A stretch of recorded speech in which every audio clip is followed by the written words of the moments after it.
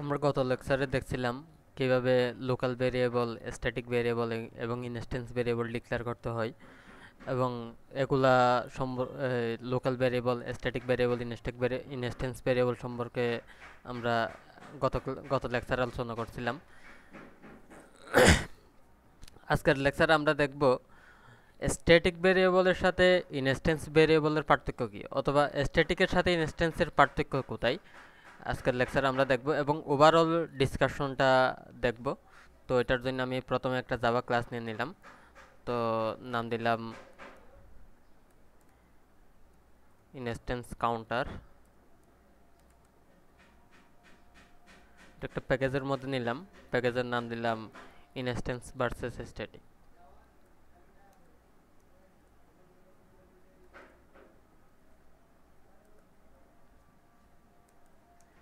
Instance versus static finish করলাম।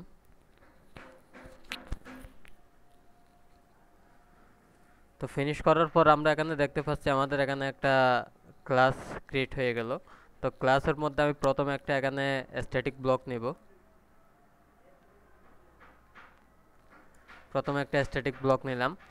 তো এই স্ট্যাটিক ব্লকের মধ্যে আমি সিম্পলি একটা লাইন প্রিন্ট দেব, S out, system out print line চলে আসলো।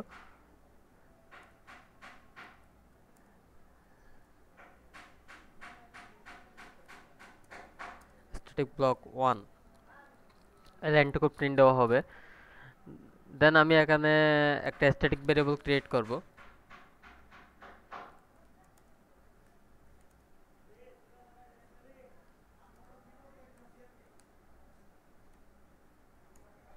আর একটা স্ট্যাটিক ফাইনাল ভেরিয়েবল ক্রিয়েট করলাম।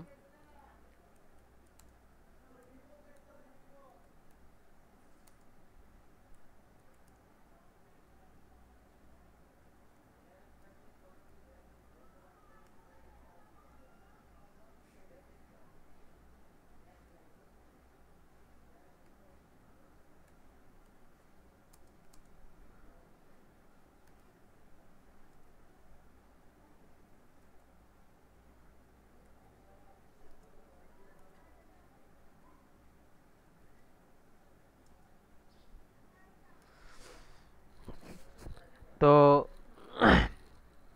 স্ট্যাটিক ফাইনাল ভেরিয়েবল হচ্ছে, ফাইনাল ভেরিয়েবলগুলা মূলত ডিক্লেয়ার করতে হয় অল ক্যাপসের মাধ্যমে। এটা হচ্ছে জাভার একটা নেমিং রুলস। জাভার নেমিং রুলস অনুসারে যে ভেরিয়েবলগুলো ফাইনাল হচ্ছে একটা নন অ্যাক্সেস মডিফায়ার। যে ভেরিয়েবলগুলো ফাইনাল এগুলাকে অবশ্যই অল ক্যাপসের মাধ্যমে লিখতে হবে। আর এটা ফাইনাল ভেরিয়েবলগুলা ডিফল্ট কনস্ট্রাক্টর দ্বারা ইনিশিয়ালাইজ করা যায় না। যেহেতু ডিফল্ট কনস্ট্রাক্টর দ্বারা ইনিশিয়ালাইজ করা যাবে না, যার কারণে এটা আমরা শুরুতেই এটা আমাকে ইনিশিয়ালাইজ করে দিতে হবে। অর্থাৎ আমি যদি এটাকে ইনিশিয়ালাইজ না করতাম, এটাকে মনে করেন ইনিশিয়ালাইজ করি নাই, তাহলে আমার এখানে একটা ইরর দেখাবে। ইররটা হচ্ছে কি, variable seconds per day not initialize করা যাবে না ইন দ্য ডিফল্ট কনস্ট্রাক্টর। অর্থাৎ এটা ডিফল্ট কনস্ট্রাক্টর দ্বারা ইনিশিয়ালাইজ করা যাবে না, কারণ এটা হচ্ছে ফাইনাল ভেরিয়েবল। আর ফাইনাল ভেরিয়েবলের আর একটা বিশেষ বৈশিষ্ট্য হচ্ছে, এটাকে আমরা সেকেন্ড টাইম আবার ইনিশিয়ালাইজ করতে পারবো না। মনে করেন আমি এখানে কোনো একটা লাইনে এটাকে আমি আবার ইনিশিয়ালাইজ করে আসতে পারবো না।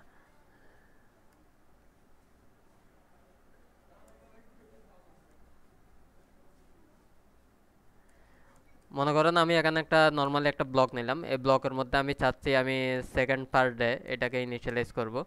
সেকেন্ড পার ডে এটাকে আমি যদি এখানে বলি যে এখানে সামহাউ এখানে একটা মান দিলাম, আমার এখানে একটা ইরর দেখাবে। অর্থাৎ এটাকে আমি সেকেন্ড টাইম আর ইনিশিয়ালাইজ করতে পারবো না। এটা হচ্ছে ফাইনাল।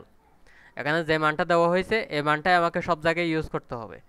এটাকে বলা হচ্ছে ফাইনাল ভেরিয়েবল। এখানে বলা হচ্ছে cannot assign a value to final variable, মানে এ ফাইনাল ভেরিয়েবলের মধ্যে সেকেন্ড টাইম এটা আর ভ্যালু নিবে না। এটা হচ্ছে ফাইনাল ভেরিয়েবলের বৈশিষ্ট্য। তো আমি এটাকে কেটে দিলাম। কাটার পর আমি এখানে আবার আর একটা স্ট্যাটিক ব্লক নিলাম। স্ট্যাটিক, এখানে আর একটা স্ট্যাটিক ব্লক নেওয়ার পরে আমি এখানে যে কাজটুকু করলাম, এখানে সিম্পলি কাউন্টের মান এবং আমি এই যে এই ফাইনাল ভেরিয়েবলটার মান আমি প্রিন্ট দিব। তো এটাকে প্রিন্ট দেওয়ার সিস্টেম হচ্ছে সিস্টেম আউট প্রিন্টল্যান্ডের মাধ্যমে দিতে হবে। System out println seconds per day equal to, এখানে আমি এই মানটুকু আমি দেখতে চাচ্ছি, সেকেন্ড পার ডে প্লাস, এরপর আমি এখানে দেখতে চাচ্ছি কাউন্টের মানটুকু কত।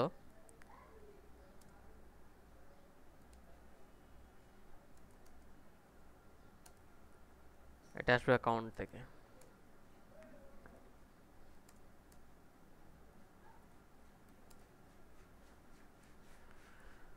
এটা আসবে কাউন্ট থেকে। তো আমি এখানে নর্মালি আরেকটা ব্লক নেব, এটা হচ্ছে নর্মাল ব্লক, এটা কোনো স্ট্যাটিক না বিধায় এটাকে বলা হবে, এটা হচ্ছে একটা ইনস্ট্যান্স ব্লক। তো যেহেতু আমরা জানি নন স্ট্যাটিক, এটা হচ্ছে একটা নন স্ট্যাটিক ব্লক, স্ট্যাটিককে সরাসরি অ্যাক্সেস করতে পারে। সো আমি এখানে কাউন্টটাকে আমি সরাসরি এখানে অ্যাক্সেস করতে পারবো। সো আমি এখানে লিখলাম কাউন্টের মান এক বাড়ায় দিলাম, কাউন্ট প্লাস প্লাস, এটা শুরুতে আমি কাউন্টের মানটা এক বাড়ায় দিলাম। এখন আমি এখানে কাউন্টটা প্রিন্ট দিব, কাউন্ট ইকুয়াল প্লাস কাউন্ট।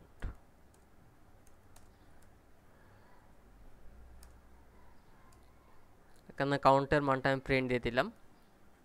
আমি এখানে চাইলে এই জিনিসটাকে এটা যেহেতু আমার একটা স্ট্যাটিক ভেরিয়েবল, এটাকে আমি চাইলে ক্লাস ডট দিয়ে অ্যাক্সেস করতে পারতাম, অর্থাৎ আমি চাইলে এটাকে instance counter dot count plus plus এভাবে আমি অ্যাক্সেস করতে পারতাম এখানে।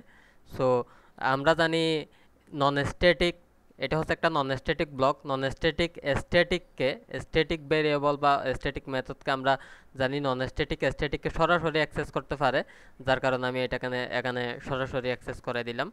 করার পরে আমরা এখানে এখন যে কাজটুকু করব, এখানে একটা মেইন মেথড ক্রিয়েট করব।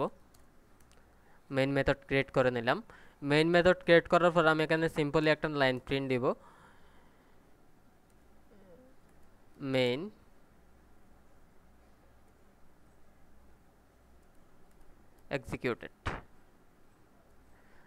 এক্সিকিউটেড লাইনটা প্রিন্ট দিলাম। প্রিন্ট দেওয়ার পরে আমি এই ক্লাসের ইনস্ট্যান্স কাউন্টার ক্লাসের আমি বেশ কিছু অবজেক্ট ক্রিয়েট করব। তো আমি এখানে যে অবজেক্টটা ক্রিয়েট করতেছি এটা হচ্ছে অ্যানোনিমাস অবজেক্ট। আমি চাইলে অ্যানোনিমাস অবজেক্ট বাদ দিয়ে আমি নর্মাল অবজেক্টটা আমি ক্রিয়েট করতে পারবো। আমি এখানে সিম্পলি কাজটা দ্রুত হওয়ার জন্য আমি এখানে অ্যানোনিমাস অবজেক্ট ক্রিয়েট করতেছি।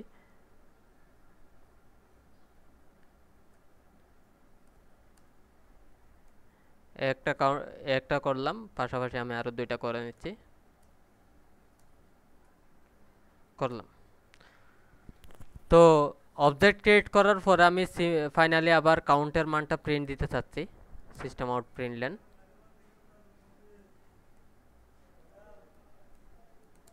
Count in main.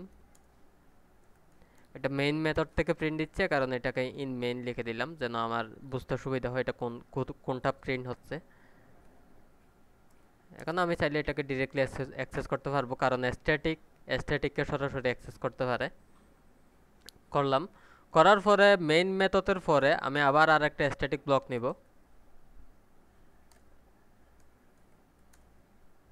স্ট্যাটিক আর একটা ব্লক নিলাম।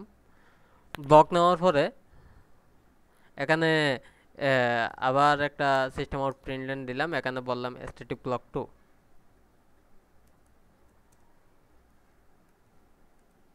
স্ট্যাটিক ব্লক 2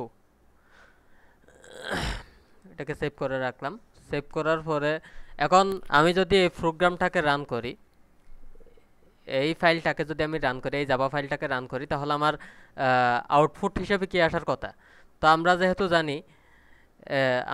জানি একটা প্রোগ্রামকে যখন রান করা হয় তখন এটা প্রথম এক্সিকিউশন পয়েন্ট হচ্ছে মেইন থেকে শুরু করে। যেহেতু মেইন থেকে শুরু করে তাহলে আমার এই লাইনটা প্রথমে প্রিন্ট আসার কথা। তো কিন্তু আমরা এখানে দেখব এই লাইনটা প্রথমে প্রিন্ট আসতেছে না, এর আগেও মেইন এক্সিকিউট হওয়ার আগেও, মেইন রান শুরু করার আগেও এখানে বেশ কিছু কাজ হয়ে যাবে। তো আমরা প্রথমে এটা রান করি, তারপর এটাকে আমি ব্যাখ্যা করার চেষ্টা করতেছি। তো আমি এটাকে রান করলাম।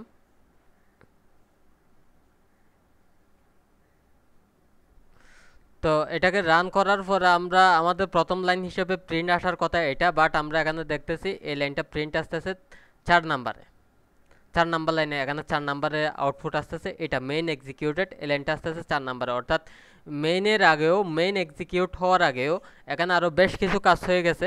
যেমন আমার এখানে প্রথম লাইনে প্রিন্ট আসলো স্ট্যাটিক ব্লক 1, স্ট্যাটিক ব্লক 1 মানে আমার এখানে প্রথমে প্রিন্ট আসতেছে হচ্ছে এই ব্লকটা। এরপর আবার প্রিন্ট দিল হইল গিয়া সেকেন্ড পার ডে এত, আর কাউন্টের মান 0 দ্বারা ইনিশিয়ালাইজ করছে। তো এখানে প্রিন্টটা দিচ্ছে এই প্রিন্টটা, পরবর্তীতে আবার একদম শেষে এই প্রিন্টটা দেওয়া হচ্ছে, 3 নাম্বারের মধ্যে প্রিন্ট আসলো এই প্রিন্টটা দেওয়ার পরে দেন মেইন এক্সিকিউট হলো। তাহলে এটা হওয়ার কারণ কি? তো আমরা জানি, আমি প্রথমেই বলছিলাম, যখন আমার একটা জেবিএম এর মধ্যে কোনো একটা ক্লাস ফাইলকে রান করা হয়, রান করার আগে এটা ক্লাসটাকে লুট করে। প্রথমে এই জাভা ফাইলটাকে সে লুট করবে, জাভার এই ক্লাসটাকে সে লুট করবে। লুট করার পরে ইন দ্য মিন টাইম যখন লুট হবে, লুট হওয়ার সময় এখানে যতগুলো স্ট্যাটিক থাকবে, স্ট্যাটিক ব্লক হোক, স্ট্যাটিক ভেরিয়েবল হোক, মানে যতগুলো স্ট্যাটিক থাকবে সবগুলা স্ট্যাটিক ক্লাস লোডিং টাইমে ইনিশিয়ালাইজ হয়ে যাবে। অর্থাৎ ক্লাস লোডিং টাইমে স্ট্যাটিক যতগুলো থাকবে, static block, static variable, static method, সবগুলাই কিন্তু ক্লাস লোডিং টাইমে ইনিশিয়ালাইজ হয়ে যাবে এবং এক্সিকিউট হয়ে যাবে। অর্থাৎ একটা ক্লাস রান করার পূর্ববর্তী স্টেজ হচ্ছে ক্লাসটা লুট হওয়া। যখন এটা ক্লাসটা লুট হচ্ছে, অর্থাৎ আমি যেটা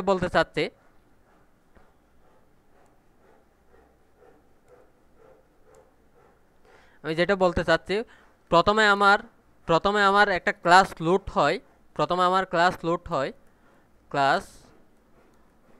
একটা ক্লাস লুট হবে, দেন 2 নাম্বার কাজ হচ্ছে ক্লাস ক্লাসটা রান হবে। সো এখন প্রথম স্টেজে যখন ক্লাস লুট হয়, আমরা জানি স্ট্যাটিকের সাথে ক্লাস লোডের সম্পর্ক, অর্থাৎ ক্লাসটা যখন লুট হয়ে যাবে তখন স্ট্যাটিকগুলি ইনিশিয়ালাইজ হয়ে যাবে। দেন যখন রান হয়ে যাবে তখন এই রানের সাথে সাথে এই মেইন মেথডটা এক্সিকিউট হবে। যখন প্রোগ্রামটা, প্রথম কথা হচ্ছে লুট, যখন আমার এই জাভা ফাইলটা, এই ক্লাসটা যখন লুট হবে তখন আমার সাথে সাথে স্ট্যাটিকগুলোকে আগে সে লুট করবে, লুট করার পরে সে মেইনকে রান করবে, এ হচ্ছে কথা। তো যখন আমার স্ট্যাটিকগুলা, তো আমরা এখানে দেখতে পাচ্ছি প্রথমে সে স্ট্যাটিকগুলো আবার এখানে সিকোয়েন্সিয়ালি, আমার সিকোয়েন্স অনুসারে এখানে প্রিন্ট দিবে। এখানে প্রথমে আছে স্ট্যাটিক ব্লক এইটা, তার মানে এই প্রিন্টটা সবার আগে আসবে। দেন পরবর্তীতে আসে স্ট্যাটিক ব্লক এইটা, সেকেন্ড টাইম এই প্রিন্টটা আসবে। তারপরে আমার এখানে স্ট্যাটিকগুলো সবার আগে যেহেতু আমার লুট হবে, দেন আমার এইখানে লাস্টে একটা দেখা যাচ্ছে মেইনের নিচে, এই মেইনের নিচে এটা 3 নাম্বারে প্রিন্ট আসবে। সবগুলো স্ট্যাটিক আমার লুট হওয়ার পরেই তারপরে মেইন রান করবে, এই মেইনটা তাহলে আমার 4 নাম্বারে রান আসবে। মেইনটা রান হলো, তো মেইনটা রান করার পরে আমরা এখন দেখতেছি এখানে আমার একটা অবজেক্ট ক্রিয়েট করা হয়েছে। অবজেক্ট যেহেতু একটা ইনস্ট্যান্স ভেরিয়েবল, এটা যেহেতু একটা অবজেক্ট, এই অবজেক্ট কি করবে, ইনস্ট্যান্স ব্লক যেগুলো আছে এগুলাকে সে কল করবে। অর্থাৎ এখানে ইনস্ট্যান্স ব্লক আছে, এটা যেহেতু এটা নন স্ট্যাটিক, এটাকে বলা হবে ইনস্ট্যান্স ব্লক। এটা হচ্ছে, এই ইনস্ট্যান্স ব্লকটা হচ্ছে অবজেক্ট ক্রিয়েশনের সাথে সম্পর্কিত। যখন আমার অবজেক্টটা ক্রিয়েট হবে তখন সাথে সাথে এই ব্লকটা কল হবে। এই ব্লকটা কল হলে এখন কি করবে, আগে ছিল আমার কাউন্টের মান 0, মানে আমার ক্লাসটা যখন লুট হয়েছিল তখন সে কাউন্টের মানটা 0 দ্বারা ইনিশিয়ালাইজ করছিল। ক্লাসটা যখন প্রথমবার লুট হয়েছে তখন সে কাউন্টকে 0 দ্বারা ইনিশিয়ালাইজ করছে, তাহলে এখন 0 এর সাথে 1 যোগ করবে। 1 যোগ করলে সে কাউন্টের মানটা 1 করলো, অর্থাৎ এখানে 1 প্রিন্ট আসলো।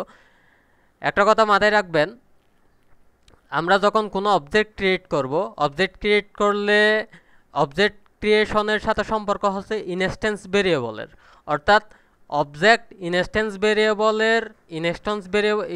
ভেরিয়েবলকে ইনিশিয়ালাইজ করবে। আমি এখানে যতবার অবজেক্ট ক্রিয়েট করব ততবার সেই ইনিশিয়ালাইজ করবে, বাট আমার স্ট্যাটিক ভেরিয়েবলগুলো ইনিশিয়ালাইজ হবে কেবলমাত্র একবার।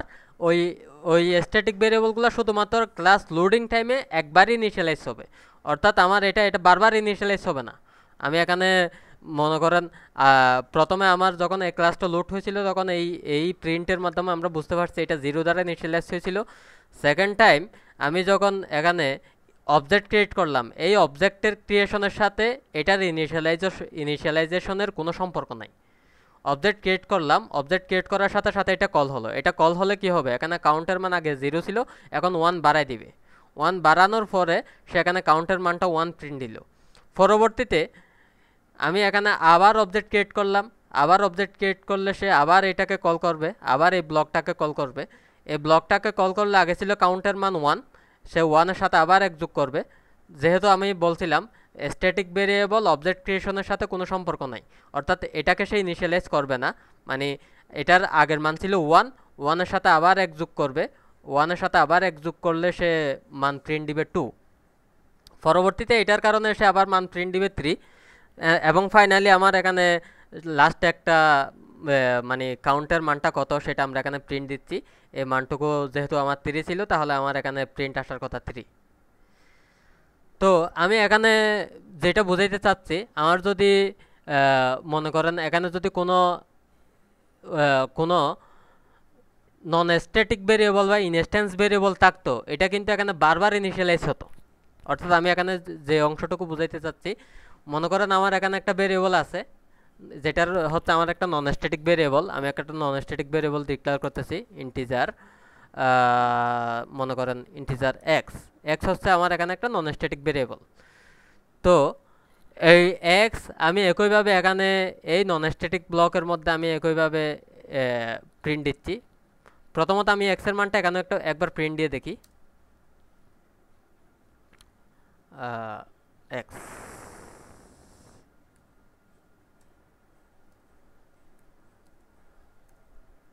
এক্স ইকুয়াল, তো এখানে প্রিন্ট দিতে গেলে আমার এখানে এক্সকে আমি এখানে সরাসরি অ্যাক্সেস করতে পারবো না, কারণ এটা হচ্ছে একটা instance variable. Instance variable static ব্লকের মধ্যে ডিরেক্টলি অ্যাক্সেস করা যাবে না। যেহেতু এটা নন স্ট্যাটিকের মধ্যে স্ট্যাটিক অ্যাক্সেস করা যাবে না, সো আমি এখানে এটাকে কল করতে গেলে আমাকে অবশ্যই অবজেক্টের হেল্প নিতে হবে। Object instance counter dot x, যখন আমি এটা দিলাম তাহলে আমার এখানে আর ইররটুকু থাকলো না। অবজেক্টের হেল্প নিয়ে করলাম, করার পর আমি এখানে এই এক্সটাকে প্লাস করলাম এবং ফাইনালি আমি এখানে এক্স এর মানটা প্রিন্ট দিব।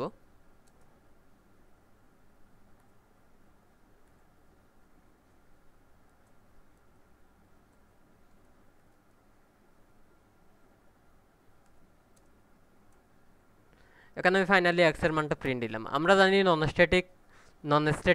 স্ট্যাটিককে বা ইনস্ট্যান্স ভেরিয়েবল নন স্ট্যাটিককে সরাসরি অ্যাক্সেস করতে পারে। সো আমি এখানে এটা সরাসরি অ্যাক্সেস করাইলাম, অর্থাৎ এটাকে আমি অবজেক্টের মাধ্যমে আর কল করাইলাম না। তো আমি যদি এটাকে রান করি, আমরা এখানে দেখব। তো আমরা এখানে প্রথমে রান করে আসি, রান করার পর আমি এটাকে ব্যাখ্যা করতেছি। এটাকে রান করাইলাম, রান করার পর আমরা এখানে দেখলাম কাউন্টের মান প্রথমে এখানে 1 হয়েছে।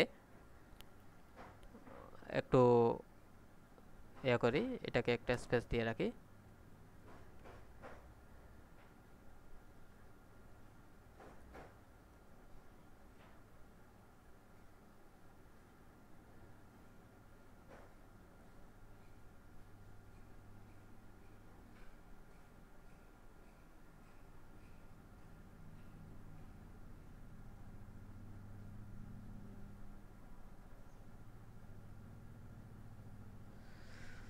তো এখন আমরা যে অংশটুকু দেখব,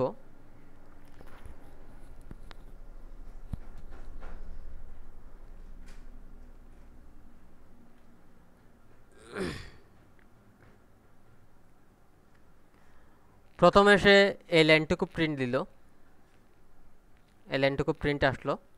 তো প্রিন্ট আসার পর আমরা এখানে দেখতেছি count 1 equal to x equal to 1, অর্থাৎ আমার এই লাইনটুকু প্রিন্ট দিল। এখন এই লাইনটুকু কেন প্রিন্ট দিল? এই লাইনটুকু প্রিন্ট দেওয়ার কারণ হচ্ছে আমরা এখানে দেখতে পাচ্ছি আমি এই স্ট্যাটিক ব্লকের মধ্যে আমার তো সেকেন্ডলি সিস্টেম অনুসারে এটা আগে আসার কথা, এটা আসলো। ঠিক আছে, বাট আমার এখানে দেখা যাচ্ছে আমি এই ব্লক থেকে এটার একটা অবজেক্ট ক্রিয়েট করছি। এই অবজেক্টটা কি করবে, এই অবজেক্টটা এই মেথডটাকে কল করবে, যার কারণে আমরা এখানে দেখতে পাচ্ছি এই প্রিন্টটুকু আগে আগে চলে আসলো, দেন এই প্রিন্টে আসলো। তো আমি যদি এখান থেকে এই অংশটুকু বাদ দিয়ে দিই, মনে করেন আমি এখান থেকে এই অংশটুকু বাদ দিয়ে দিলে আমার আগের যে এরকম প্রিন্ট ছিল, এখানে প্রিন্টের মধ্যে আর কোনো সমস্যা হবে না। আমরা দেখে নিই,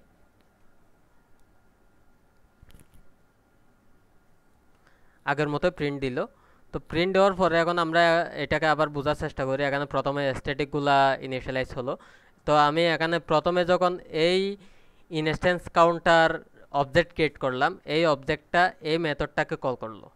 তো এই মেথডটাকে কল করলে এটা যেহেতু ডিফল্ট কনস্ট্রাক্টর দিয়ে ইনিশিয়ালাইজ হবে, ইন্টিজারের ডিফল্ট মান ছিল আগে 0, 0 এর সাথে 1 যোগ করে এখানে প্রথমে আমার প্রিন্ট দিচ্ছে এক্স এর মানটা 1। সেকেন্ড টাইম যখন আমি আবার অবজেক্ট ক্রিয়েট করলাম,